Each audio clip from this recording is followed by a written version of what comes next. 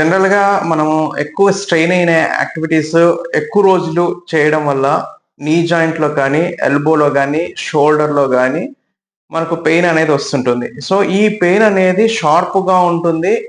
కంటిన్యూగా మూవ్మెంట్ చేస్తున్నప్పుడు కంటిన్యూగా ఉంటుంది.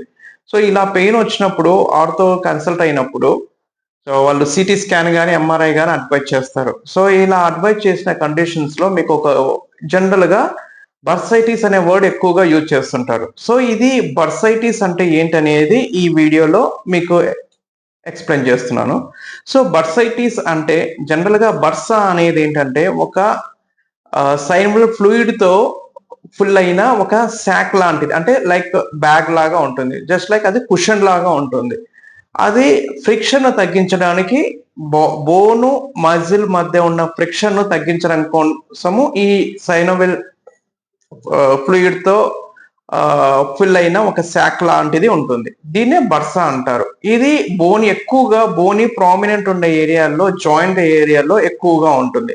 సో ఇది ఎప్పుడైతే దీని మీద లోడ్ అనేది ఎక్కువ పడినప్పుడు, అంటే ఎక్కువగా మనం స్ట్రెయిన్ అయ్యే వర్క్స్ చేసినప్పుడు కానీ, లేదంటే డెస్క్ మీద పిల్లలు ఎక్కువగా డెస్క్ మీద చదువుకునేటప్పుడు డెస్క్ మీద ఎల్బోస్ పెట్టేసి ఫార్వర్డ్ పోస్చర్ లో ఎక్కువగా ఉన్నప్పుడు కానీ, లేదా హౌస్ హోల్డ్ వర్క్స్ నీస్ మీద ఎక్కువగా క్లీనింగ్ వర్క్స్ కానీ చేస్తున్నప్పుడు కానీ ఇది ఎక్కువగా అనేది చాలా కండిషన్స్ లో వస్తుంటుంది.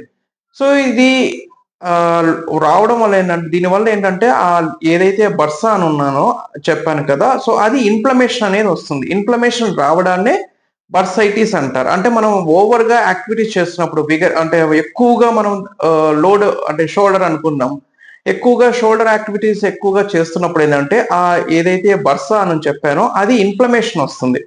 అంటే వాపు వస్తుంది. వాపు రావడం వల్ల అంటే బోన్ అనేది మజిల్ ను మనం మూవ్మెంట్ చేసే కొద్దీ, హ్యాండ్ ను పైకి కిందికి మూవ్మెంట్ చేసే కొద్దీ ఆ బోన్ పైన ఉన్న ఈ మజిల్ అనేది స్ట్రెయిన్ అవుతుంటుంది. బోను తర్వాత మజిల్ కు మధ్యలో ఇది సైనోవిల్ ఫ్లూయిడ్ తో నిర్మితమైన ఈ శాక్ లాంటిది ఉంటుంది. ఎప్పుడైతే మనం షోల్డర్ జాయింట్ ను మనం వికరస్ గా అంటే ఎక్కువ సార్లు మనం మూవ్మెంట్ చేస్తున్నప్పుడు ఏంటంటే బోని ప్రామినెంట్ మీద